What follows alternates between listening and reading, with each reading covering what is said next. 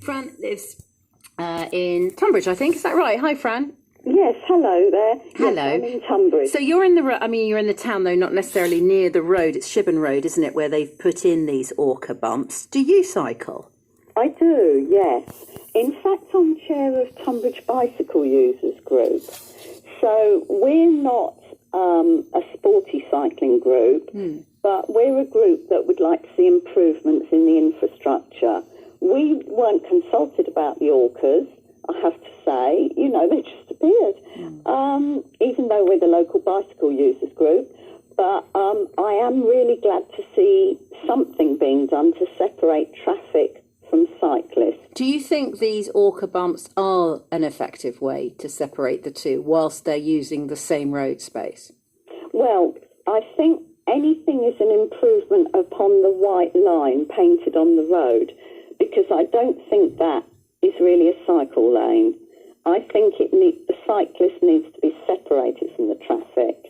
So I'm not actually a road engineer, so I can't say, you know, the orca is better than another method or whatever. But I would say that we welcome being separated from the traffic. What would you like to see in an ideal world? What would make you and the other members of your bicycle users group feel really confident on the roads in and around your town? Okay. Well, in the residential roads, we would like to see a 20-mile-an-hour blanket speed limit. You know, all the side roads and things.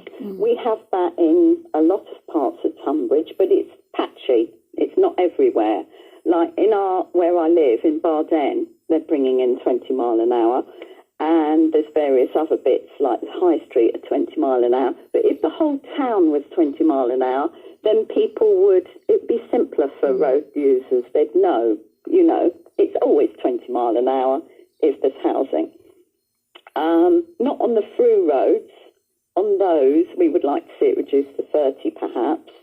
And then what we would really like is separate routes for cyclists and clearly demarcated, because at the moment we've got a few cycle routes that are shared use, and there's only a white line painted along the pavement, and it's shared pedestrian and cyclist route, and it's not very clear which side is for whom, because what you find, you'll be cycling along it and pedestrians get cross with you because they see it as it's their pavement. And you can kind of understand why, in the sense that historically that is what the pavement has been for, isn't it? Yes, I can completely see their point of view, because I'm a pedestrian as well as a cyclist as well as a driver. Yeah. But I would like to see, you know, the cycle route clearly separate from the pedestrian route. How would you achieve that, Fran? Well, you could paint it, couldn't you? You know, I've seen it so as it's in different paving, or else it's a different colour. Right. In London, I think the cycle routes are a different colour. The same on the road, where it's cyclists, it's a different colour. Just a white line is not enough. Okay. So you are broadly then happy for cyclists on what's traditionally regarded as the pedestrian pavement, but with a more obvious demarcation between which is the bit for the pedestrian and which is the bit for the cyclist, rather than having the cyclist share the main road with drivers? I think it depends on the individual circumstance, because some pavements have more pedestrians on them than others. So, for instance, where you have the pavement,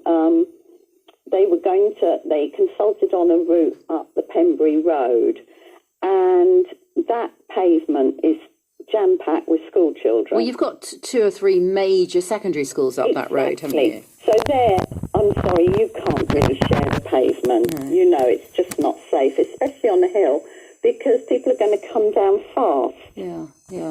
So you think it's done on a road-by-road, pavement-by-pavement basis then? I think so, because we did put a suggestion in for joining the A21 to the town of shared use the pavement along Woodside Road, which is a main road, and hardly anybody ever walks on it. And so, you know, we felt that made sense. If it's a pavement hardly anybody's using.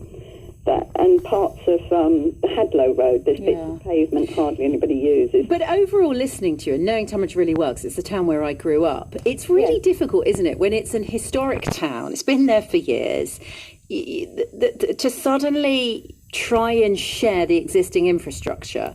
They're not massive roads, most of them, to try and share it between all these different road users. It's a real challenge, isn't it? I would agree it is a challenge, but I think it's something that we really have to do something about, because at the moment the roads are congested and there's an air quality issue. True enough.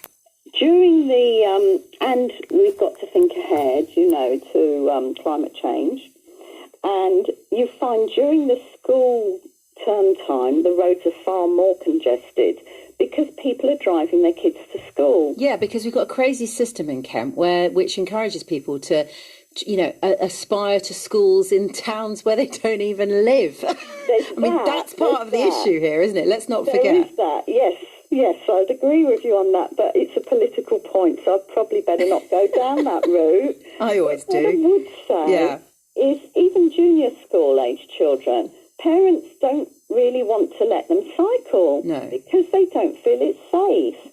And until you make it safer, people are not going to let their kids out on the roads. And so you have this situation where everybody's sitting in cars. Yeah. And it's actually ridiculous because also, did you know, this is a fact that I learned, which I think is very interesting. They did a comparison in Sheffield. People going to school, some were cycling, some were walking and some were driving along the same stretch of road. And the people that got the most air pollution were the people sitting in the cars. And you see, I think the perception is, we're protecting our children by sitting them in a box. Yeah. But surprisingly, those walking alongside those cars had less air pollution. And the cyclists, I suppose, because it was quicker, wasn't it? Yeah, I guess so. Yeah, you're just breathing less of it in. Yeah. They had the lowest. Fran, it's a really interesting point, and hopefully we'll hear more of them throughout the programme today about the merits of cycling and trying to balance everybody's rights and abilities to use our roads. It's been lovely talking to you. Thank you so much for your time this morning. Really glad you rang in. Can I just quickly mention... I'm going to stop you, but you can tell up the team what you want to quickly mention, just because we're going to lose the travel news again if we don't go to the news now and we missed it on the hour. So, Fran, we're going to take her point and bring it to you in just a second. In the meantime, at 9:21, the latest news headlines with Rose. In her first broadcast across West Kent on 96.7 FM. This is BBC Radio Kent. Drive Time with John Warnett. We talk about all sorts of things on BBC Radio Kent, just coming up to 25 minutes past 9. We do cycling this morning. And where it is okay for cyclists and other road users to share common space, and do they need some barrier between them to keep them safe? And is it okay for cyclists and pedestrians to share the pavement?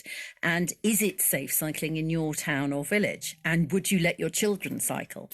0800 756 1111. Our starting point is a road in Tonbridge which has the first orca bumps, a new road safety measure in Kent at least, so named because they are black and white, the little rubber humps that look like a miniature orca. We also heard in the first interview of the programme about armadillos, another version, I suppose, of the same thing, of a small bump that creates some sort of demarcation between the cycle lane and the rest of the road. Duncan Dollymore joins us now. Duncan's from Paynes at Cycling UK. Hi, Duncan, how are you?